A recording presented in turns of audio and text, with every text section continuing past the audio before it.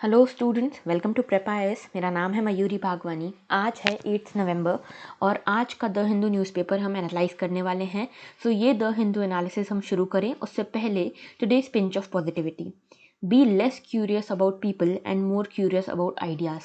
तो देखो, हमको पता है कि ड्यूरिंग द प्रिपरेशंस बहुत सारे लोग बहुत सारी बातें करते हैं, ठीक है।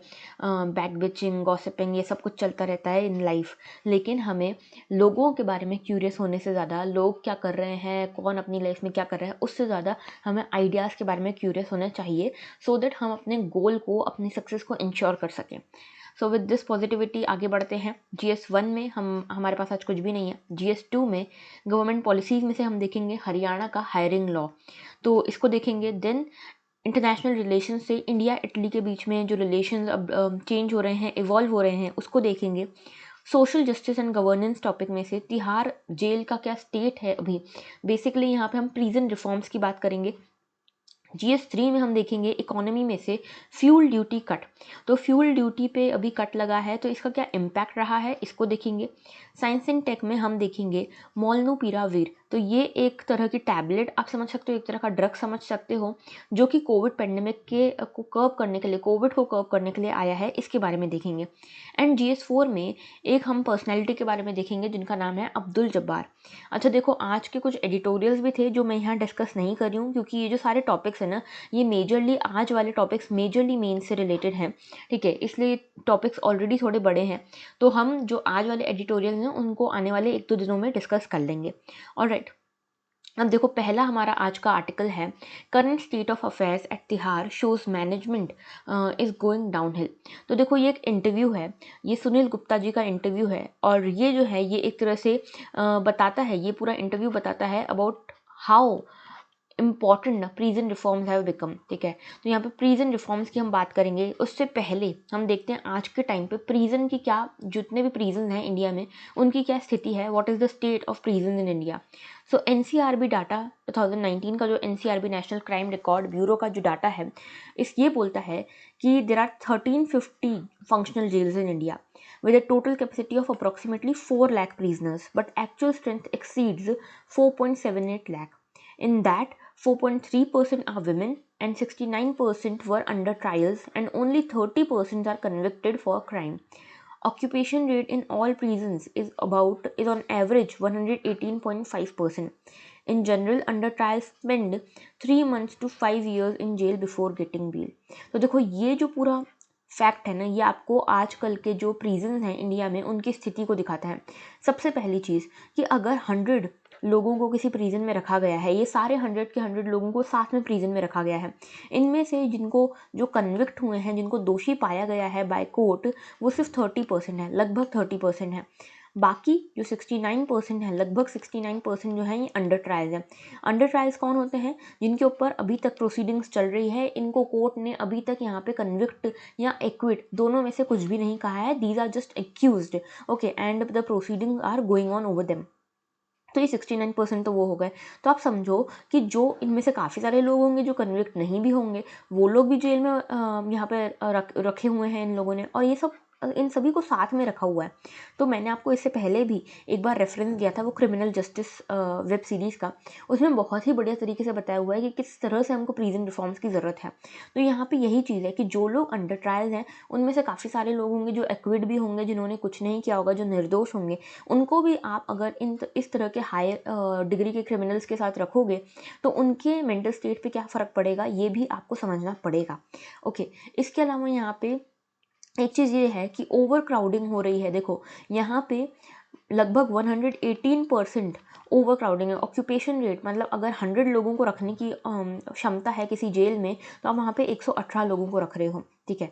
तो यहाँ पे अगर 4 लाख लोगों के रहने की क्षमता है किसी जेल में, तो वहाँ आप ऑन एन एवरेज 4.78 लाख लोगों को रख रहे हो।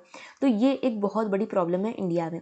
इसके अलावा और क्या प्रॉब्लम है? तो देखो, इंफ्रास्ट्रक्चर की अगर बात करें, तो सबसे पहले तो अनहेल्दी कंडीशन में, बहुत ही ख़राब सैनिटेशन होता है, बहुत ही अनहेल्दी कंडीशन में वहाँ पे लोगों को रहना पड़ता है, ठीक है, which also becomes an issue of human rights, ठीक है।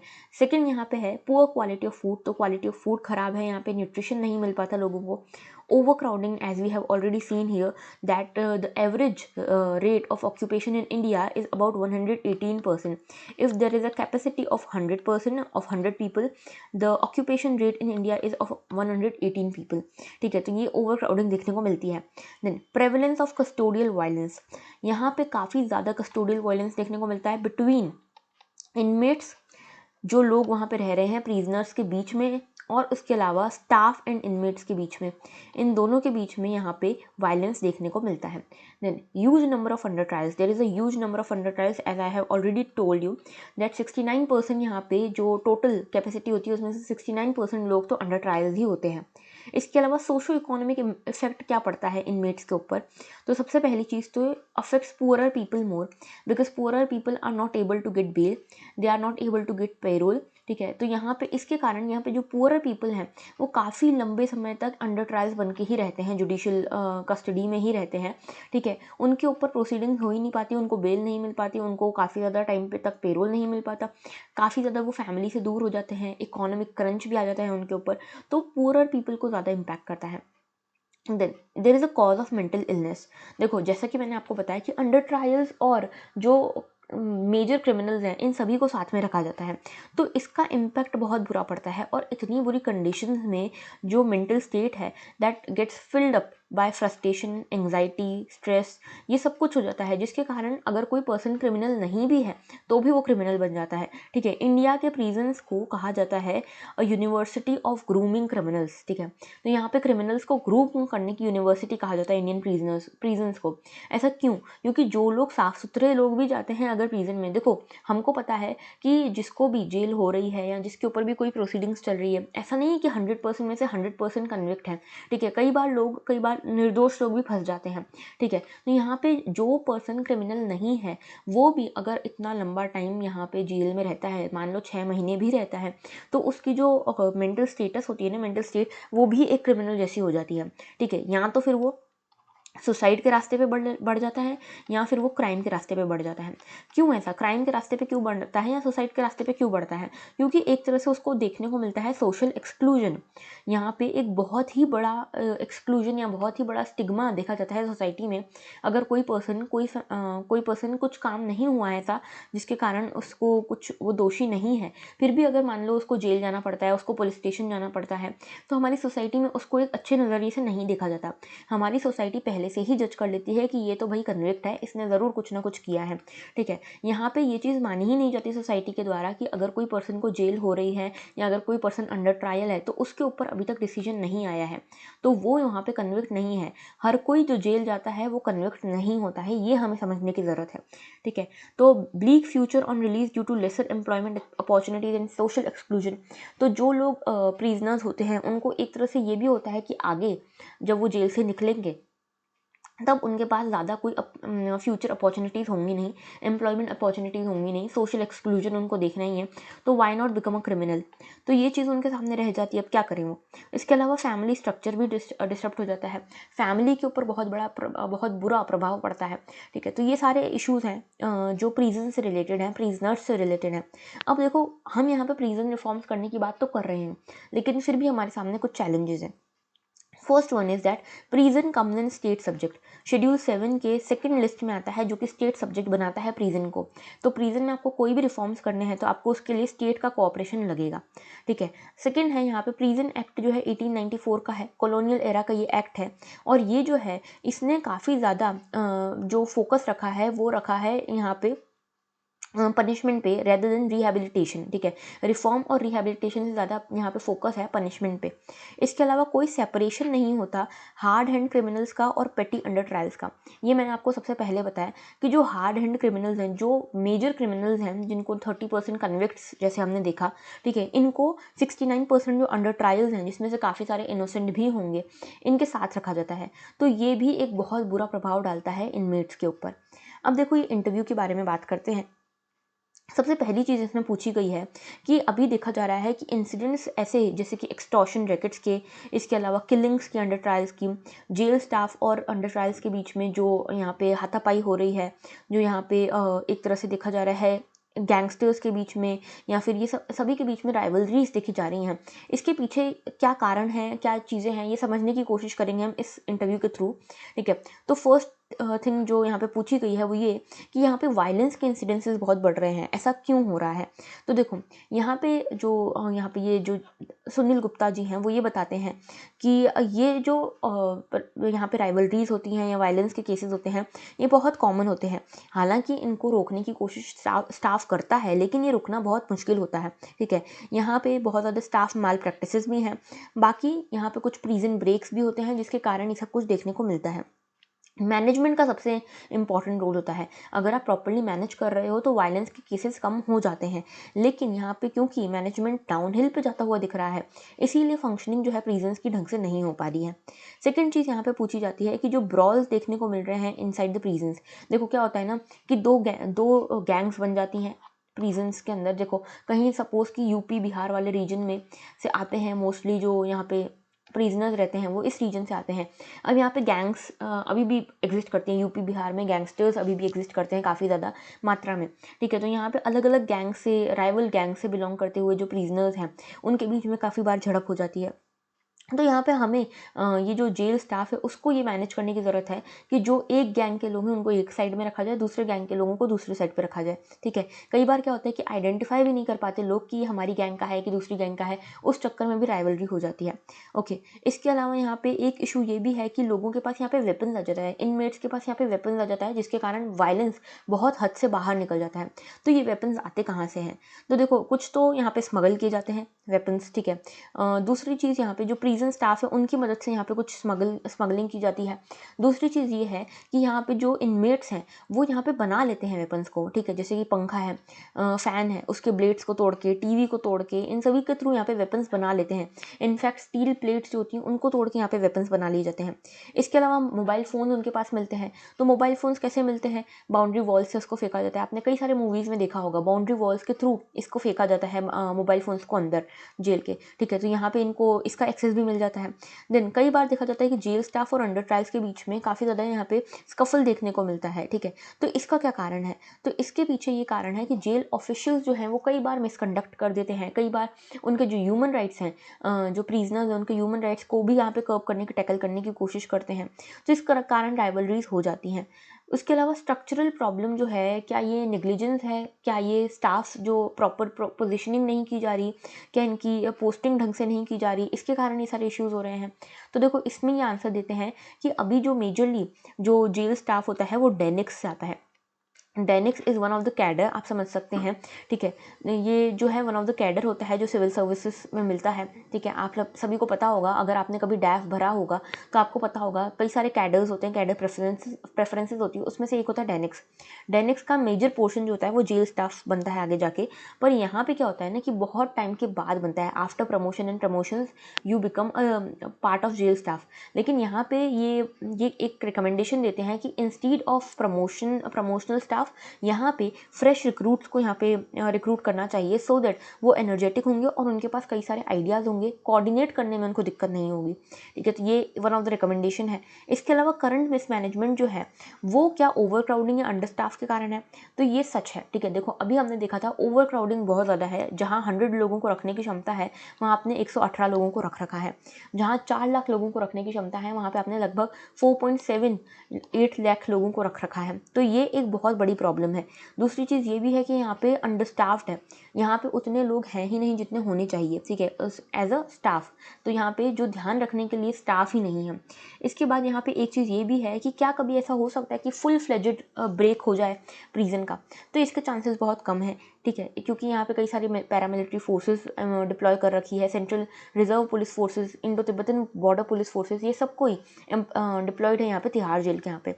इसके अलावा क्या हम ड्रास्टिक चेंजेस ला सकते हैं? तो देखो सबसे पहला तो ये है कि हमको अगर प्रिजनर्स के बीच में जो फाइट्स हो रही हैं उनको रोकनी है, तो हमको यहाँ पे सेल्स और बैरक्स में ये देखना पड़ेगा कि हम उन लोगों को अलग रखें जिनके बीच में फाइट्स होने की प्रोबेबिलिटी है। इसके अलावा सरप्राइज चेक्स रखने पड़ेंगे बाय सीनियर ऑफिशियल्स। इसके अलावा यहाँ पे नेग्लिजेंस को रोकना पड़ेगा, कल्यूजन को रोकना पड़ेगा। ऑलराइट, उसके बाद जो स्टाफ है उसको भी यहाँ पे करप्शन को रोकना पड़ेगा, स्टाफ के अंदर भी करप्शन नहीं होना चाहिए। इसके अलावा राइट्स ऑफ इनमेट्स को यहाँ पे देखो, जो स्टाफ है ना, प्रिजन स्टाफ, कई बार उनको पता ही नहीं होता कि राइट्स क्या हैं इनमेट्स के, प्रिजनर्स के राइट्स क्या हैं, तो कई बार वो ह्यूमन राइट वायलेशन कर देते हैं, तो इसके लिए उनको स्किलिंग देने की ज़रूरत है। और एक और यहाँ पे इशू है कि पेरोल कितना इंपॉर्टेंट है, बेल प्रोविज़न कितना इंपॉर्टेंट है। तो देखो यहाँ पे ये बताते हैं कि बेल प्रोविज़न बहुत इंपॉर्टेंट है, पेरोल बहुत इंपॉर्टेंट है। ऐसा क्यों? क्योंकि देखो, जब कोई पर्सन जेल में जाता है तो वो काफ़ी ज़्यादा वहाँ पे आइसोलेटेड फील करता है, एलिनेटेड फील करता है, उसको उसकी फैमिली से बिल्कुल यहाँ पे कॉन्टैक्ट टूट जाता है। तो वहाँ पे किसी भी पर्सन को रिफॉर्म होने के लिए, रिहेबिलिटेट होने के लिए ज़रूरत है अपनी किसी की सपोर्ट की, किसी फैमिली सपोर्ट की, किसी इमोशनल सपोर्ट की। तो यहाँ पे पेरोल और बेल्स की भूमिका बहुत इंपॉर्टेंट हो जाती है। ठीक है, तो यहाँ पे कंसेप्ट ऑफ बेल और बेल जो है ये एक एक्सेप्शन है। ठीक है, ये एक तरह से रिहेबिलिटेशन के लिए एक तरीका है, एक टूल है। ठीक है, पेरोल भी एक तरीका, इस तरह का ही टूल है। इसके बाद यहाँ पे एक और चीज़ पूछी गई है कि क्या जुडिशरी को यहाँ पे सुओ मोटो कॉग्निजेंस लेनी चाहिए? जो तिहाड़ जेल में इतने सारे इंसिडेंट्स हो रहे हैं, वायलेंस हो रहा है, इसको लेकर जुडिशरी को कुछ करना चाहिए? तो यहाँ पे ये बताते हैं कि जुडिशरी ने तो काम किया है। अमिताभ रॉय कमेटी एक बनाई थी जुडिशरी ने, जो प्रिजन रिफॉर्म्स को लेकर आई थी। उसने कई सारी रिकमेंडेशंस दी, लेकिन ग्राउंड पे कुछ भी इंप्लीमेंट नहीं हुआ। तो इसीलिए यहाँ पे कहा जाता है कि जुडिशरी अगर कुछ कर भी लेगी तो ग्राउंड पे उसके इंप्लीमेंट होने के चांसेस बहुत कम होंगे। ठीक है, तो ये तो हमने यहाँ से इंपॉर्टेंट पॉइंट्स देखे। अब एक बार हम ये देख लेते हैं कि जो जस्टिस अमिताभ रॉय पैनल आई थी प्रिजन रिफॉर्म्स पे, उन्होंने क्या रिकमेंडेशन दी। तो ओवर क्राउडिंग को लेकर उन्होंने रिकमेंडेशन दी कि हमको स्पेशल फास्ट ट्रैक कोर्ट्स बनाने की ज़रूरत है, जो कि पेटी ऑफेंसेस को यहाँ पे डील कर सके। छोटे छोटे जो केसेस होते हैं ना, थोड़ा सा जो ये होता है, जेब कट करने का जो होता है, या फिर थोड़ा बहुत स्टीलिंग का जो है, छोटे मोटे केसेस की बात करें, मर्डर वगैरह जैसे केसेस नहीं, छोटे मोटे केसेस के लिए यहाँ पे स्पेशल फास्ट ट्रैक कोर्ट्स बनानी चाहिए। ठीक है, इसके अलावा लॉयर टू प्रिजनर रेशो हमको यहाँ पे बढ़ाना पड़ेगा। At least there should be one lawyer for every 30 prisoners, because people are not able to get legal aid. ठीक है, and that is against their human rights. उसके अलावा अंडर स्टाफिंग को लेकर देखें तो supreme court should pass directions to start recruitment process against vacancies. So we have already seen that there is a lot of vacancies in the staff of the jails. ठीक है, तो यहाँ पे prisons में काफ़ी ज़्यादा वैकेंसीज हैं, and that vacancies need to be fulfilled. Then second है, यहाँ पे वीडियो कॉन्फ्रेंसिंग भी होनी चाहिए ड्यूरिंग ट्रायल्स। देखो, कई बार क्या होता है, बिकॉज ऑफ द वैकेंसीज उतना स्टाफ नहीं है, तो आप हर किसी को अंडर ट्रायल्स को यहाँ पे ट्रायल्स के लिए ले जाओगे तो वहाँ पे स्टाफिंग की, वैकेंसीज की बहुत प्रॉब्लम आती है। इससे अच्छा ये है कि आप वीडियो कॉन्फ्रेंसिंग करा सकते हो, तो उसमें आपका स्टाफ कम लगेगा। फिर प्रिजनर्स के लिए क्या यहाँ पे रिकमेंडेशन है, तो every new prisoner should be allowed to have a free phone call a day to family members to see him through the first week in the jail. Alternative punishment should be explored. तो देखो यहाँ पे, क्योंकि family से एकदम isolated हो जाते हैं, एलिनेटेड हो जाते हैं, यहाँ पे जो प्रिजनर्स होते हैं उनको यहाँ पे एक ज़रूरत होती है इमोशनल सपोर्ट की, to adjust in the climate of the jails और द प्रिजन्स। तो यहाँ पे एक फ्री फ़ोन कॉल यहाँ पे अलाउ करना चाहिए पर डे, जो नए इनमेट्स हैं उनको। और अल्टरनेटिव पनिशमेंट्स क्या हो सकती है, इसको भी हमको एक्सप्लोर करने की ज़रूरत है। ठीक है, क्योंकि हमारे यहाँ पे एम क्या होना चाहिए, हमारा एम यहाँ पे होना चाहिए rehabilitation and reform, and not giving punishment. ठीक है, तो ये चीज़ यहाँ पे होनी चाहिए हमारे लिए। इसके अलावा और भी कुछ सॉल्यूशन हो सकते हैं कि गवर्नमेंट को यहाँ पे नेशनल पॉलिसी ऑन प्रिजन बनानी चाहिए, नेशनल कमीशन बनानी चाहिए प्रिजन, जो कि इन मैटर्स को सीरियसली ले सके। क्योंकि एनएचआरसी क्या क्या काम करेगा, ठीक है, एनएचआरसी के पास ऐसी कोई पावर्स है भी नहीं कि वो इम्प्लीमेंटेशन करा सके, वो सिर्फ यहाँ पे रिकमेंडेशन दे सकता है। तो इसलिए अलग से नेशनल पॉलिसी और नेशनल कमीशन बनाने की ज़रूरत है। इसके अलावा स्ट्रेस मैनेजमेंट के लिए यहाँ पे होलिस्टिक डेवलपमेंट करने की ज़रूरत है प्रिजनर्स की। ठीक है, यहाँ पे स्किल डेवलपमेंट, स्ट्रेस मैनेजमेंट के लिए यहाँ पे प्रैक्टिस कराने की ज़रूरत है, योगा जैसी चीज़ें, मेडिटेशन जैसी चीज़ें। इसके अलावा यूएन कन्वेंशन अगेंस्ट टॉर्चर जो है, इसको हमें रेटिफाई करने की ज़रूरत है, सो दैट यहाँ पे जो प्रिजनर्स हैं उनको ह्यूमनली ट्रीट किया जा सके। देन यहाँ पे पीपल का एटीट्यूड, सोसाइटी का एटीट्यूड चेंज करने की ज़रूरत है हमें, कि यहाँ पे जो भी लोग जेल में जाते हैं, not everybody is a criminal, everyone inside the jail is not a criminal, he is either an offender nor an under trial. तो कभी कभी वो ऑफेंडर होता है, कभी कभी वो अंडर ट्रायल होता है, हर कोई यहाँ पे ऑफेंडर नहीं होता। इंक्रीजिंग द बजटरी एलोकेशन, तो देखो यहाँ पे हमने देखा इंफ्रास्ट्रक्चर की बहुत प्रॉब्लम है क्रिमिनल जस्टिस सिस्टम में, प्रिजन्स में, तो यहाँ पे इंफ्रास्ट्रक्चर डेवलप करने के लिए बजटरी एलोकेशन होना चाहिए। इसके अलावा इंटरैक्टिव एंड कम्युनिटी पुलिसिंग भी होनी चाहिए। देखो अगर सिर्फ आप जो एडमिनिस्ट्रेशन है, जो गवर्नमेंट है, गवर्नमेंट का जो स्ट्रक्चर्स हैं, जो पुलिस सिस्टम है, क्रिमिनल जस्टिस सिस्टम है, उसी के थ्रू आप चाहते हो कि पूरा यहाँ पे चेंज आ जाए, तो ऐसा नहीं होगा। कम्युनिटी का, फैमिली का बहुत बड़ा रोल होता है इस तरह के चेंजेस को लाने के लिए। तो यहाँ पे कम्युनिटी पुलिसिंग को यहाँ पे हमें एनकरेज करना चाहिए। Open prison and semi open prison has to be encouraged, तो यहाँ पे ओपन और सेमी ओपन प्रिजनर्स को भी हमको एनकरेज करने की ज़रूरत है। So overall our focus should be on rehabilitation and not on just penalizing, ठीक है। तो ये पूरा इशू था, बहुत ही इंपॉर्टेंट इशू है रिगार्डिंग मीन्स। आगे बात करते हैं Haryana law on hiring causes concern. तो देखो यहाँ पे हरियाणा ने एक लॉ पास किया है रिगार्डिंग रिक्रूटमेंट, हायरिंग। यहाँ पे ये चीज़ कही गई है कि जितना भी रिक्रूटमेंट होगा यहाँ पे, जो हरियाणा में जो भी कंपनीज बेस्ड हैं, जो भी इंडस्ट्रीज़ हैं, कंपनीज हैं, जो भी बेस्ड हैं यहाँ पे, वो यहाँ पे 75% जो भी रिक्रूटमेंट करेंगी वो यहाँ पे लोकल लोगों का करेंगे। ये चीज़ कही गई है यहाँ पे हरियाणा ने, हरियाणा का ये लॉ बना है, ठीक है। और ये कहा है कि जो भी 30,000 से कम की जो जॉब्स हैं, 30,000 से कम की, जो 30,000 पर मंथ से कम वाली जॉब्स हैं, उसमें लगभग 75% तक आपको यहाँ पे लोकल लोगों को ही रिक्रूट करना है, ये चीज़ कही है यहाँ पे। अब इसके काफ़ी सारे कंसर्न्स हो सकते हैं आगे। सबसे पहला कंसर्न तो ये कि यहाँ पे जो भी डोमेस्टिक और मल्टीनेशनल इन्वेस्टर्स आए हैं वो सब के सब यहाँ से बाहर निकल जाएंगे। क्यों ऐसा? देखो हरियाणा में बोल रहे हैं कि 75% रिक्रूटमेंट आप यहाँ के लोकल लोगों का ही करो। तो देखो यहाँ पे हर कोई तो यहाँ पे स्किल्ड होगा नहीं, ठीक है। जो भी कंपनी है, सपोज ABC कंपनी है, ठीक है, ये हाई स्किल्स मांगती है, तो क्या इतने सारे हाई स्किल्ड पीपल हैं हरियाणा इकलौती जगह पे? ऐसा ज़रूरी नहीं है कि ऐसा हो, ठीक है। तो यहाँ पे अगर कोई पर्सन यहाँ पे ABC कंपनी जो है हरियाणा में इस्टेब्लिश हो रही है, तो वो इस तरह के रिस्ट्रिक्शन पसंद नहीं करेगी, ठीक है। उसको होगा कि हमें कहाँ से किसी को एम्प्लॉय करना है, ये हमारे ऊपर है। आप नहीं बताओगे कि हमको किसको एम्प्लॉय करना है, किसी को नहीं करना है, ठीक है। तो इसलिए यहाँ पे एक्सोडस देखने को मिलता सकता है इन्वेस्टर्स का। इसके अलावा यहाँ पे जो टैलेंट है उसका भी एक्सोडस देखने को मिल सकता है। जैसे कई सारे लोग जो हैं NCR रीजन जो है उसमें, जैसे गुरुग्राम हो गया, नोएडा हो गया, ये वाले जो रीजन्स हैं, मेजरली गुरुग्राम जो कि हरियाणा में आता है, यहाँ पे काफ़ी सारी IT इंडस्ट्रीज़ जो हैं, एक IT हब बन गया है गुरुग्राम भी अब, ठीक है। तो यहाँ पे कई सारे लोग माइग्रेट करके जाते हैं अलग अलग रीजन से, और जो बेस्ट टैलेंट होता है कंट्री का वो यहाँ पे माइग्रेट करके इन इंडस्ट्रीज़ में जॉब करता है, एम्प्लॉयड होता है। अब अगर हरियाणा में इस तरह का लॉ आ जाएगा तो ये सारा एक्सोडस हो जाएगा इस टैलेंट का भी, तो एक टैलेंट क्रंच भी देखने को मिलेगा। इसके अलावा IT और IT इनेबल्ड सर्विसेज भी यहाँ पे एक तरह से डाउनफॉल देखने को मिलेगा इनका भी, क्योंकि गुरुग्राम क्या है, IT हब ही तो है हरियाणा का, और यहाँ पे अलग अलग रीजन से, इंडिया के अलग अलग रीजन से लोग माइग्रेट करके जॉब करने जाते हैं, तो मेजर टैलेंट क्रंच भी देखने को मिल सकता है।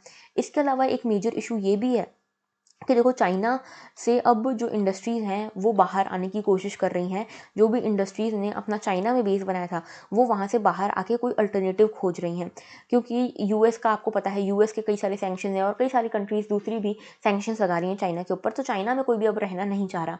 तो जो मेजर इंडस्ट्रीज़ हैं वो एक अल्टरनेटिव ढूंढ रही हैं, और ये अल्टरनेटिव उनको श्रीलंका, बांग्लादेश, वियतनाम में दिख रहा है, इंडिया में नहीं दिख रहा। अगर ऐसे लॉज रहे तो इंडिया में और भी यहाँ पे इंडस्ट्रीज़ जो आने की प्रोबेबिलिटी है वो भी नहीं आएंगी, ठीक है। उल्टा जो है वो भी चली जाएंगी। MNCs जो हैं, जो भी फॉरेन और डोमेस्टिक जितनी भी MNCs हैं, इन्वेस्टर्स हैं, वो सब भी जा सकते हैं यहाँ से। इसके अलावा जो इकोनॉमिक ग्रोथ है इस स्टेट का वो भी रुक सकता है बिकॉज ऑफ द एक्सोडस, ठीक है। तो मॉनेटरी रिसोर्सेज पे भी फ़र्क पड़ सकता है इस स्टेट के। तो यहाँ पे बहुत सारे इश्यूज रहते हैं। अच्छा, इसको आप कह सकते हो सन ऑफ सॉइल पॉलिसी, ठीक है। सन ऑफ सॉइल पॉलिसी ये महाराष्ट्र से ओरिजिन हुआ था इस पॉलिसी का, इस डॉक्ट्रिन का। ये क्या कहता है कि जो इस सॉइल के सन है, यानी कि इस सॉइल से बिलोंग करते हैं डायरेक्टली, जो लोकल लोग हैं उन्हीं को हम प्रेफरेंसेस देंगे in terms of education, in terms of employment, बाकियों को हम प्रेफरेंस नहीं देंगे। ये कहती है सन ऑफ सॉइल पॉलिसी, ठीक है। तो उसी के नक्शे कदम पे चल रहा है इस तरह के हरियाणा के हायरिंग लॉज, ठीक है। तो दोनों का यहाँ पे इम्पैक्ट जो होगा, इम्प्लीकेशन जो होगा वो सेम होगा। तो ये सन ऑफ सॉइल पॉलिसी को आप लोकल फर्स्ट पॉलिसी भी कह सकते हो, ठीक है, क्योंकि यहाँ पे लोकल्स को आप ज़्यादा प्रेफरेंसेस दे रहे हो। अब इसके क्या इम्प्लीकेशन हो सकते हैं? सबसे पहला तो आप रिजर्वेशन दे रहे हो लोकल्स को। देखो रिजर्वेशन दे रहे हो, रिजर्वेशन क्यों देता है कोई पर्सन? वो देता है इक्वलिटी को यहाँ पे इंश्योर करने के लिए, ठीक है। अफर्मेटिव एक्शन, हमारे कॉन्स्टिट्यूशन में भी बात की गई है रिजर्वेशन की, अफर्मेटिव एक्शन की, वो हम देते हैं सो दैट यहाँ पे इक्वलिटी इस्टेब्लिश की जा सके, SC ST OBC जो कि पिछड़े वर्ग हैं उनको हम आगे ला सकें, ठीक है। लेकिन अगर आप लोकल्स को रिजर्वेशन दे रहे हो तो इनको एज सच कोई ज़रूरत है नहीं, आपको यहाँ पे ओवरऑल इंडिया में इक्वलिटी इस्टेब्लिश करनी है, ठीक है। तो यहाँ पे रिजर्वेशन, इस तरह के रिजर्वेशन जो है ये गलत है। इसके अलावा देखो आर्टिकल 16 भी ये कहता है, आर्टिकल 16 जो कि एक फंडामेंटल राइट है, ये कहता है कि किसी भी पर्सन के अगेंस्ट आप डिस्क्रिमिनेशन नहीं कर सकते इन टर्म्स ऑफ एम्प्लॉयमेंट, किस किस चीज़ों के बेसिस पे, बर्थ के बेसिस पे, रेसिडेंस के बेसिस पे, बर्थ ऑफ प्लेस के बेसिस पे, आप इस तरह की चीज़ों के बेसिस पे यहाँ पे डिस्क्रिमिनेशन नहीं कर सकते, ये आर्टिकल 16 कहता है। फिर ये लॉज तो इन आर्टिकल्स का वायलेशन कर रहे हैं, इन फंडामेंटल राइट्स का वायलेशन कर रहे हैं। Then second thing is prerequisite, see for any industry to grow, that industry needs skilled workforce, and do we have all the skilled workforce in Haryana only? No, it is not the case. तो यहाँ पे prerequisite क्या होनी चाहिए, skilled workforce होनी चाहिए।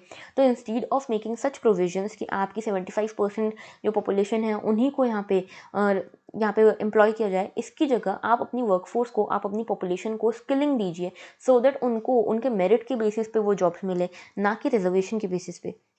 Then ये constitutional provisions के अगेंस्ट जाता है, जैसे कि मैंने आपको बताया आर्टिकल 16 के अगेंस्ट जाता है। फिर ये यूनिटी इन डाइवर्सिटी को भी इम्पैक्ट करता है। देखो we should see our country as one whole, we should not see state as a whole, ठीक है। यहाँ पे हमको रीजनलिज्म को या स्टेटहुड को यहाँ पे प्रमोट नहीं करना है, हमको नेशनल इंटीग्रिटी को प्रमोट करना है।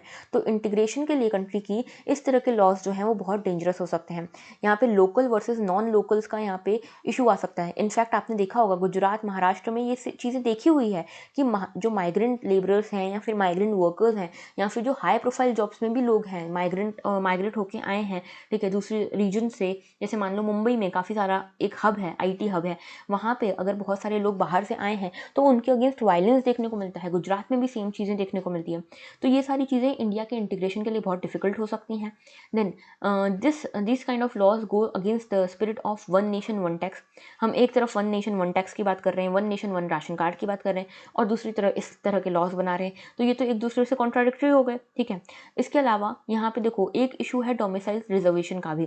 यहाँ पे डोमिसाइल रिजर्वेशन को लेकर सुप्रीम कोर्ट ने ये कहा कि इतना ज़्यादा डोमिसाइल रिजर्वेशन नहीं होना चाहिए, लेकिन एक इशू ये भी है कि जो भी यहाँ पे एजुकेशनल इंस्टीट्यूशन हैं उनको लेकर यहाँ पे बात की है कि एजुकेशनल इंस्टीट्यूशंस को फंड कौन करता है, स्टेट गवर्नमेंट करती है। तो उनके पास इतना हक तो होना चाहिए कि वो कुछ अमाउंट तक, एक मिनिमम स्टैंडर्ड तक यहाँ पे डोमिसाइल रिजर्वेशन लगा सकती है। लेकिन 75% इन एम्प्लॉयमेंट ऑल्सो, ये बहुत बड़ा चीज़ है, ठीक है। तो ये यहाँ पे ये चीज़ गलत है। इसके बाद इम्पैक्ट ऑन इन्वेस्टमेंट। तो देखो इन्वेस्टमेंट के ऊपर जैसे कि हमने देखा इंवेस्टर्स आना पसंद नहीं करेंगे, क्योंकि यहाँ पे देखो अफ्रीका जैसी कंट्रीज़ में भी यहाँ पे इस तरह के कोई प्रोविजन नहीं है। इनफैक्ट इंटर कंट्री जो माइग्रेशन है वो भी वहाँ पे बहुत ईजिली हो सकता है, फैसिलिटेटिंग है। तो instead of coming to India, why won't they like to go into African countries? तो वहाँ पे इस तरह के कोई लॉज नहीं है। इनफैक्ट इंटर कंट्रीज़ ऐसे लॉज नहीं, हमारे यहाँ तो इंटर स्टेट लॉज बन रहे हैं। इसके अलावा ये एक शॉर्ट टर्म मूव है, ठीक है, क्योंकि इसको आप लॉन्ग टर्म नहीं चला सकते। और एक तरह से आप देखो ना इसको, तो वोट बैंक पॉलिटिक्स को ये प्रमोट करने वाला लॉ है, ठीक है, कि आप अपने स्टेट के लिए खड़े हो। और ये सारी चीज़ें जो है ये रीजनल पार्टीज़ को प्रॉफिट पहुंचाती हैं। जो मेजर पार्टीज़ हैं, जो रूलिंग पार्टीज़ हैं, जो नेशनल पार्टीज़ हैं, उनको उतना फ़ायदा नहीं पहुँचाती। देन यहाँ पे लोकलाइज्ड प्रोटेक्शनिज्म हो रहा है। तो देखो हम बात करते हैं कि US जो है वो काफ़ी प्रोटेक्शनिस्ट हो गया है, बाहर के लोगों को नहीं आने दे रहा अपने देश में जॉब्स वगैरह के लिए। तो यहाँ पे तो हमारे स्टेट्स ही प्रोटेक्शनिस्ट हो गए हैं, तो ये बहुत गलत चीज़ है। इसके अलावा यहाँ फ्रीडम ऑफ बिजनेस भी इम्पैक्ट हो रहा है। आर्टिकल 19 जो है इसको यहाँ पे इम्पैक्ट हो रहा है, ये वायलेट हो रहा है। देन इकोनॉमिक लॉस तो है ही, इसके अलावा इंटरनेशनल इम्पैक्ट भी हो रहा है। हम किस तरह से US को बोलेंगे कि भैया प्रोटेक्शनिस्ट मेजर्स मत लगाओ, जब हमारे खुद के स्टेट्स लगा रहे हैं। इसके अलावा it goes against the spirit of competition also. तो ये सारे इश्यूज जो हैं these are related to local first policy and such kind of hiring laws. तो ये एक बहुत नुकसान वाली चीज़ है और हमें इसके लिए एक्चुअल में कदम उठाने की ज़रूरत है। ओके, तो ये हो गया। देन एक इशू है हमारा ban on Italian firm linked to Agusta scam lifted. तो देखो G20 के उसमें G20 समिट के होते हुए यहाँ पे इटली के जो लीडर हैं उनसे मिले हमारे मोदी जी, और यहाँ पे एक तरह से कोशिश हो रही है इंडिया और इटली के रिलेशंस को नॉर्मलाइज करने की। ठीक है, तो यहाँ पे पहले देखो इटली है कहाँ पे, ये है इटली का मैप। ठीक है, ये है मेडिटेरेनियन सी, और मेडिटेरेनियन सी के जस्ट नॉर्थ में पड़ता है ये वाला इटली। ठीक है, ये देखो यहाँ पे इसके आसपास के रीजन आपको पता होना चाहिए। ये है लिगुरियन सी, ये है ताइरेनियन सी, यहाँ पे है आयनियन, और यहाँ पे है एड्रियाटिक सी। आसपास चारों साइड से 4 सीज ने घिरा हुआ है इसको। इसके अलावा सिसिली जो है ये भी इसी का है, और माल्टा भी इसी का है। ठीक है, तो ये आपको पता होना चाहिए। आते हैं वापस इशू के ऊपर। तो देखो इटालियन फर्म्स जो हैं उनके ऊपर बैन हटा दिया गया है। तो देखो यहाँ पे क्या था ना, इटली और इंडिया के बीच में काफ़ी अच्छे रिलेशंस थे सिंस आर इंडिपेंडेंस। 1947 से ही हमारे बीच में काफ़ी अच्छे रिलेशंस हैं। ठीक है, ऐसा क्यों? क्योंकि हमारे देखो एक तो कल्चरल टाइज है। किस तरह की कल्चरल टाइज है? हमारी जो सिविलाइजेशन थी, Indus valley civilisation, ancient civilisation थी, उसी तरह से इटली में भी कई सारी सिविलाइजेशंस रही हैं। दूसरी चीज़ ये कि हमारी जो लैंग्वेजेस हैं, जैसे उनकी जो है इटालियन, हमारी संस्कृत, ये दोनों ही इंडो यूरोपियन लैंग्वेज जो कल्चर है उससे निकली है। तो ये भी एक कनेक्शन है। इसके अलावा मार्को पोलो जो एक इटालियन ट्रैवलर थे, वो इंडिया में आए थे ड्यूरिंग 13th सेंचुरी। तो एक तरह के कल्चरल टाइज हमारे बीच में देखे जाते हैं। इसके अलावा पॉलिटिकल टाइज भी हैं। ठीक है, जैसे 1947 में ही हमारे पॉलिटिकल टाइज बन गए थे। इसके अलावा इकोनॉमिक रिलेशंस की बात करें तो EU यानी कि यूरोपियन यूनियन में अगर आप बात करो, यूरोपियन यूनियन के जितने भी मेंबर स्टेट्स हैं, तो उसमें इटली जो है इंडिया का 5th लार्जेस्ट ट्रेडिंग पार्टनर है। ठीक है, 5th लार्जेस्ट ट्रेडिंग पार्टनर होने के कारण हमारे ट्रेड रिलेशंस भी अच्छे हैं, इकोनॉमिक रिलेशंस भी अच्छे हैं। ऑलराइट, इटली की प्रेजेंस इंडिया में भी काफ़ी अच्छी है, मतलब इन टर्म्स ऑफ इन्वेस्टमेंट। इसके बाद ट्रेड रिलेशंस की बात करें तो देखो इंडिया और EU के बीच में एक फ्री ट्रेड एग्रीमेंट काफ़ी टाइम से अटका हुआ है। ये काफ़ी टाइम से अटका हुआ है। इस फ्री ट्रेड एग्रीमेंट को काफ़ी सारी कंट्रीज अपोज करती हैं, काफ़ी सारी कंट्रीज सपोर्ट भी करती हैं। सपोर्ट करने वालों में इटली भी है। और अगर हमारा ये जो फ्री ट्रेड एग्रीमेंट हो जाता है तो इंडिया को बहुत बेनिफिट होगा, और इटली इस चीज़ को सपोर्ट करता है। तो इसलिए ट्रेड के मायनों में भी हमारे लिए इटली बहुत इंपॉर्टेंट हो जाता है। इसके अलावा इंडिया का डायस्पोरा बहुत ज़्यादा फैला हुआ है। अगर मैं बात करूँ यूरोप की, तो यूरोप में after UK and Netherlands India का बहुत बड़ा डायस्पोरा है इन इटली। ठीक है, तो इसीलिए भी इटली हमारे लिए इंपॉर्टेंट हो जाता है। कल्चरल टाइज तो हमारे हैं ही। इसके अलावा साइंस एंड टेक में भी इटली हमारी काफ़ी मदद करता है। डिफेंस प्रोक्योरमेंट में इटली हमारी काफ़ी मदद करता है। एक बड़ा रीज़न जो कोऑपरेशन का कारण बनता है वो है एंटी टेररिज्म के लिए जो एफर्ट्स होते हैं। देखो इटली में काफ़ी ज़्यादा टेररिज्म फैलता है because of the refugee crisis. Syria से, लीबिया से, इन सभी कंट्रीज से रिफ्यूजीज जाते हैं इटली में, और इंडिया तो फेस करता ही है पाकिस्तान के कारण यहाँ पे टेररिज्म।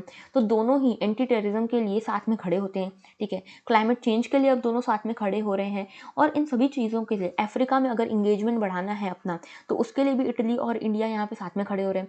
तो इसीलिए सिग्निफिकेंस तो बहुत है इटली और इंडिया के बीच में। अब लेकिन यहाँ पे कुछ चैलेंजेस भी हैं, जिन चैलेंजेस को यहाँ पे कर्ब करने की बात हुई है इस मीटिंग के दौरान। जो इटालियन जो लीडर हैं और इंडियन लीडर, इन दोनों के बीच में जो मीटिंग हुई उसके बीच में जो चैलेंजेस हैं, जो प्रॉब्लम्स हैं इटली और इंडिया के रिलेशंस के बीच में, उनको सॉल्व करने की बात हुई है। मेजरली 2 प्रॉब्लम्स हैं। सबसे पहली प्रॉब्लम तो है ऑगस्टा वेस्टलैंड जो हेलीकॉप्टर के रिगार्डिंग एक बहुत बड़ा करप्शन आया था सामने। ठीक है, बहुत बड़ा यहाँ पे स्कैम सामने आया था हेलीकॉप्टर डील को लेकर। उसमें क्या हुआ था कि यहाँ पे एक जो बहुत बड़ी डिफेंस कंपनी है, इसका नाम है लियोनार्डो SPA। ठीक है, इसके ऊपर बैन लगा दिया गया था। तो यहाँ पे ट्रेड रिलेशंस बहुत ज़्यादा इम्पैक्ट हो गए थे। इटली को अच्छा नहीं लगा था, क्योंकि यहाँ पे सिर्फ इटली इन्वॉल्व नहीं थी, हमारे भी पॉलिटिकल लीडर्स इन्वॉल्व थे। तो यहाँ पे इसीलिए एक तरह का क्रंच देखने को मिला था, एक डाउनफॉल देखने को मिला था इटली और इंडिया के रिलेशंस के बीच में। लेकिन इसके ऊपर अब ये बैन हटा दिया गया है, तो ये एक अच्छी चीज़ है। दूसरी चीज़ ये कि यहाँ पे एक मरीन किलिंग का एक इशू था। यहाँ पे क्या हुआ था, 2 इटालियन मरीन्स थे जिन्होंने इंडिया के फिशरमैन को किल कर दिया था बाय मिस्टेक। तो उनके ऊपर, उन मरीन्स के ऊपर, उन लोगों के ऊपर यहाँ पे प्रोसीडिंग्स चल रही थी। ठीक है, और उनको हम रिहा करने को तैयार नहीं थे, लेकिन अब हमने उनको रिहा करा हुआ है। और हमने जो हमारे जो इंटरनेशनल लॉज हैं ऑफ सी, उसके अकॉर्डिंग उनको रिहा किया है। उसके बदले वो 10 करोड़ रुपए कंपनसेशन देंगे उन फिशरमैन फैमिलीज़ को। ठीक है, यहाँ पे इस तरह से इस चीज़ को तो हमने सुलझा लिया है। ये इस केस को बोलते हैं एनरिका लेक्सी शिप केस। ठीक है, ये 2012 का केस है, जिसके कारण इटली और इंडिया के बीच में रिलेशंस बहुत बिगड़ रहे थे। तो ये दोनों केसेस को हमने सॉल्व कर लिया है। इसके अलावा अभी पॉलिटिकल स्टेबिलिटी भी देखने को मिल रही है इटली में, इसीलिए यहाँ पे अब कॉपरेशन होने की चांसेस अब ज़्यादा हैं। तो यहाँ पे इन्वेस्टमेंट के टर्म्स पे, डिफेंस के टर्म में, इकोनॉमिक रिलेशंस के टर्म में, पेंडेमिक को कर्व करने के लिए जो कोलैबोरेशन की ज़रूरत है, उसके टर्म्स में, इन सभी के टर्म्स में अब हो सकता है हमको आगे कोलैबोरेशन देखने को मिले। ठीक है, तो ये पूरा इशू था। इंडिया इटालियन रिलेशन हमने यहाँ पे डिस्कस किए। ठीक है, आगे बढ़ते हैं हम नेक्स्ट इशू की तरफ। How will the fuel duty cut impact various stakeholders. तो देखो एक नया पेज आया है द हिंदू में, 2 पेज थे टेक्स्ट एंड कॉन्टेक्स्ट वाले। तो यहाँ पे बताया गया है कि फ्यूल ड्यूटी जो कट हुई है पेट्रोल डीजल के ऊपर, वो अलग अलग स्टेक होल्डर्स को किस तरह से इम्पैक्ट करेगी। तो देखो एक्साइज ड्यूटी के ऊपर एक कट पाया गया है, 5 से 10 रुपये का यहाँ पे अलग अलग कट हुआ है एक्साइज ड्यूटी पे। तो यहाँ पे इसके कारण पेट्रोल के प्राइजेस जो है वो कम आ गए हैं, कम हो गए हैं। तो सेंटर और स्टेट्स ने क्या क्या किया है, तो सेंटर ने तो यहाँ पे एक्साइज ड्यूटी कम की है। स्टेट जो है यहाँ पे वैट लगाता है पेट्रोल डीजल के ऊपर, जिसके कारण हर स्टेट में अलग अलग रेट्स होते हैं पेट्रोल डीजल के। तो काफ़ी सारे स्टेट्स ने अपने वैट को भी कम किया है, एक दिन के अंदर ही कई सारे स्टेट्स ने अपने वैट को भी कम कर दिया। ठीक है, लेकिन कुछ स्टेट्स हैं जो अभी अड़े हुए हैं कि हम अपना जो वैल्यू एडिशनल टैक्स जो है उसको नहीं कम करेंगे। ठीक है, इसके बाद यहाँ पे ग्लोबल क्रूड प्राइजेस के क्या, अगर देखें ग्लोबल क्रूड प्राइजेस को, तो उनका क्या इससे लेना देना, उससे लिंकअप क्या है। तो देखो ग्लोबल क्रूड प्राइजेस जो हैं वो बढ़ने ही हैं। ठीक है, क्योंकि इकोनॉमी रिकवर कर रही है, सारी इकोनॉमीज, नेशनल इकोनॉमीज रिकवर कर रही हैं, इंटरनेशनल इकोनॉमी रिकवर कर रही है, ग्लोबल इकोनॉमी रिकवर कर रही है। तो यहाँ पे क्रूड ऑयल की ज़रूरत बढ़ेगी, डिमांड बढ़ेगी, इसलिए प्राइजेस तो बढ़ने ही हैं। इनफैक्ट अगर आप गोल्डमैन सैच्स की मानो, जो कि एक बहुत बड़े इन्वेस्टमेंट बैंकर हैं, इनकी मानो तो यहाँ पे लगभग $90 पर बैरल जो यहाँ पे बोला था कि यहाँ पे एस्टिमेट किया था कि इतना यहाँ पे प्राइस जाएगा, इससे काफ़ी ऊपर भी जा सकता है। लगभग 100 मिलियन बैरल्स पर डे जितनी यहाँ पे डिमांड क्रिएट हो सकती है। और अगर हम इंडिया की जो रेटिंग एजेंसी है इकरा, उसकी बात मानें तो इंडिया की अगर हम बात करें तो पेट्रोल और डीजल की जो डिमांड है वो लगभग 10% पेट्रोल की डिमांड बढ़ सकती है और 10% डीजल की डिमांड बढ़ सकती है। इसके अलावा कुछ स्टेट्स हैं जो वैट अभी भी लगाए हुए हैं। अब देखो यहाँ पे कुछ चीज़ें ये भी है कि पेट्रोलियम डीलर्स जो हैं उनका क्या कहना है। तो पेट्रोलियम डीलर्स कुछ नाराज़ हैं। क्यों ऐसा? क्योंकि देखो उन्होंने तो स्टॉक करके रखा था, उनको लगा था दिवाली है, यहाँ पे काफ़ी अच्छी पेट्रोल की डिमांड बढ़ेगी, तो यहाँ पे स्टॉक करके रखा था, उनको लगा था उनको बहुत प्रॉफिट होगा। लेकिन उसी टाइम पे गवर्नमेंट ने एक्साइज ड्यूटी कम कर दी, स्टेट्स ने वैट कम कर दिए, जिसके कारण पेट्रोल के प्राइजेस गिर गए। तो उनको हो गया नुकसान, क्योंकि उन्होंने तो स्टॉक करके रखा था। मान लो उन्होंने 10 रुपये में ख़रीदा था, अब आपने उसका प्राइस 8 रुपये कर दिया, तो उनको बेचना तो 8 रुपये में ही पड़ेगा, स्टॉक्स तो क्लियर करने पड़ेंगे, तो उनको यहाँ पे 2 रुपये का नुकसान हो जाएगा। तो इस तरह के एक हाइपोथेटिकल सिचुएशन मैंने आपको समझाई है। ठीक है, इसके अलावा ये भी है कि यहाँ पे गवर्नमेंट का कलेक्शन कितना हो रहा है। तो लगभग 3 लाख करोड़ यहाँ पे गवर्नमेंट का कलेक्शन लास्ट ईयर हुआ है। अब प्रोबेबिलिटी है कि इसका कलेक्शन और बढ़ेगा। ठीक है, रेवेन्यू कलेक्शन और बढ़ेगा। तो इसका ऑयल बॉन्ड्स के ऊपर क्या इम्पैक्ट पड़ेगा। अब ऑयल बॉन्ड बहुत इंपॉर्टेंट टॉपिक है regarding prelims as well as for mains. ठीक है, तो ऑयल बॉन्ड क्या है, देखो क्या हुआ था, सिंपल भाषा में समझाती हूँ। जो प्रीवियस गवर्नमेंट्स थी उनके टाइम पे क्या होता था, पेट्रोल और डीजल के दाम जो होते थे उनको गवर्नमेंट रेगुलेट करती थी। गवर्नमेंट बताती थी कि इतने रुपए ही प्राइस रखो, क्योंकि यहाँ पे सिटीजन्स अफोर्ड कर पाएँ। ठीक है, तो ऑयल मार्केटिंग कंपनीज जो होती थी वो खरीदती तो इसको ग्लोबल प्राइजेस पे थी, लेकिन इनको बेचना पड़ता था उस प्राइस पे जो गवर्नमेंट ने डिसाइड किया है। अब जो गैप होती थी, इस गैप के लिए यहाँ पे गवर्नमेंट को इनको पैसा देना चाहिए, लेकिन गवर्नमेंट पैसा नहीं देती थी। गवर्नमेंट क्या बोलती थी कि हम आपको एक ऑयल बॉन्ड दे रहे हैं, इसके ऊपर हम आपको इंटरेस्ट देते रहेंगे। तो ये एक तरीका था कि गवर्नमेंट यहाँ पे एक तरह से एस्केप कर सके सब्सिडीज देने से। ठीक है, एक तरह से उनके ऊपर यहाँ रेवेन्यू का बर्डन ना पड़े, यहाँ पे उनको यहाँ पे इस तरह की सब्सिडी का बर्डन ना झेलना पड़े उस गवर्नमेंट को। फ्यूचर गवर्नमेंट्स जो आए वो देखेंगी, लेकिन अभी उनको इस चीज़ का बर्डन ना झेलना पड़े और एक तरह से फिस्कल डेफिसिट क्रिएट ना हो उनके लिए। तो इसीलिए ऑयल बॉन्ड्स यहाँ पे दे देती थी इस ऑयल मार्केटिंग कंपनी को, और ये ऑयल मार्केटिंग कंपनी इस ऑयल बॉन्ड के बदले यहाँ पे इंटरेस्ट लेती थी गवर्नमेंट से। ठीक है, तो यहाँ पे इस तरह से काम होता था। लेकिन 2014 में 2010 में इन चीज़ों को डीरेगुलेट कर दिया गया, क्रूड ऑयल को, पेट्रोल डीजल को डीरेगुलेट कर दिया गया। उसके बाद गवर्नमेंट नहीं बोलती कि आप इतना प्राइस रखो कि मत रखो, उसके बाद ऑयल मार्केटिंग कंपनी ही यहाँ पे डिसाइड करती है कि कितना प्राइस रखना है। लेकिन आज भी उस ऑयल बॉन्ड का इंटरेस्ट गवर्नमेंट को पे करना पड़ रहा है, क्योंकि इतना बड़ा गैप था। ठीक है, इस ऑयल बॉन्ड के इंटरेस्ट को पे करने के चक्कर में जो गवर्नमेंट है वो एक्साइज ड्यूटी को काफ़ी समय तक कम नहीं कर पा रही थी, क्योंकि उनको उस रेवेन्यू को खर्च करना पड़ रहा था ऑयल मार्केटिंग, ये जो ऑयल बॉन्ड है इनका इंटरेस्ट पे करने के लिए। तो इसीलिए यहाँ पे एक्साइज ड्यूटी कम नहीं हो रही थी। लेकिन अब एक्साइज ड्यूटी कम हुई है और गवर्नमेंट ने कहा है कि हम मैनेज करेंगे इसको, किसी तरह से एडिशनल सेस लगा के इसको मैनेज करेंगे। तो ऑयल बॉन्ड क्या है, oil bond is a special special kind of securities that government issues to oil marketing companies in lieu of cash subsidy. तो क्योंकि कैश सब्सिडी नहीं दे रहे हैं तो हम आपको ऑयल बॉन्ड देंगे, ये कहा गवर्नमेंट ने ऑयल मार्केटिंग कंपनीज को। 15 से 20 साल का होता है ये टर्म, और जनरली यूपीए गवर्नमेंट लेके आई थी ये ऑयल बॉन्ड्स को, सो दैट उनको उस गवर्नमेंट को उस टाइम पे ना पे करना पड़े, आगे जो गवर्नमेंट्स आएंगी वो सब मिलके इंटरेस्ट पे करें। ठीक है, तो before fuel prices were deregulated, petrol and diesel were sold at subsidise rate, जैसे कि मैंने आपको बताया। और यहाँ पे क्या होता था कि ऑयल मार्केटिंग कंपनीज को गवर्नमेंट बताती थी कि आप इतने पैसे में बेचो, लेकिन अब इनको कंपनसेट कौन करेगा, तो ऑयल बॉन्ड्स के थ्रू इनको कंपनसेट किया जाता था।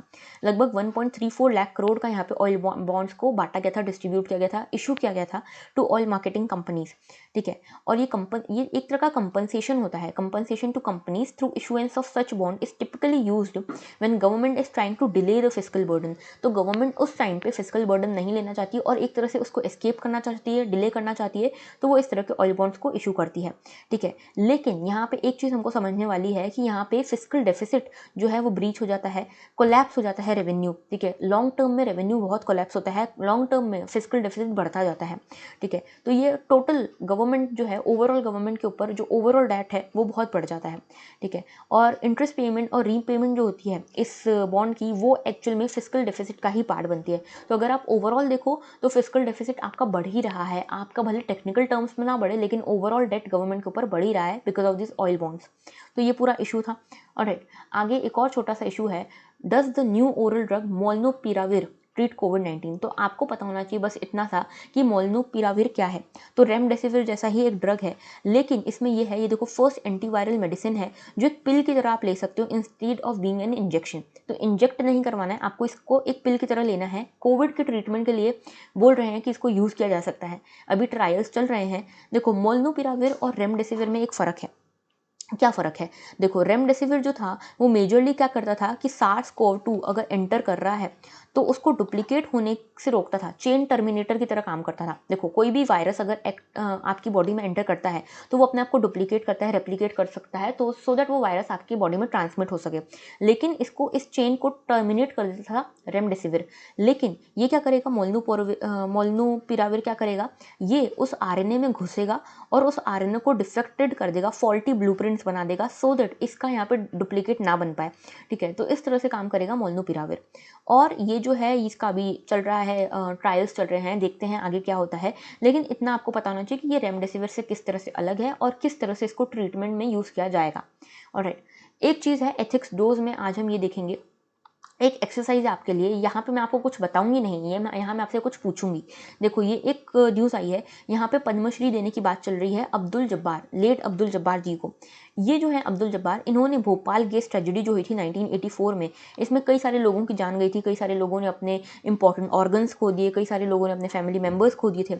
इसके लिए इन्होंने काफ़ी ज़्यादा काम किया और ये खुद काफ़ी गरीबी में इन्होंने अपना जीवन काटा है। इनको कई सारे ऑफर्स मिले पॉलिटिकल पार्टीज़ के थ्रू, गवर्नमेंट के थ्रू, इन्होंने किसी को भी एक्सेप्ट नहीं किया और इन्होंने मेजरली सिर्फ यहाँ के लोगों के वेलफेयर के लिए काम किया है। ठीक है, इन्होंने कोई यहाँ पे किसी से भी कभी भी हेल्प नहीं ली, सिर्फ एक सोशल रिफॉर्मर की भूमिका निभाई है। तो इनसे आपको कौन कौन सी वैल्यूज़ में आप इनको यूज़ कर सकते हो, इनके नाम को यूज़ कर सकते हो, क्या क्या वैल्यूज़ इनके थ्रू आपको समझ आती है। जैसे कि मैं आपको एक एग्जांपल दूं तो मुझे इनके पर्सनैलिटी से इंटीग्रिटी वाली वैल्यू समझ आती है।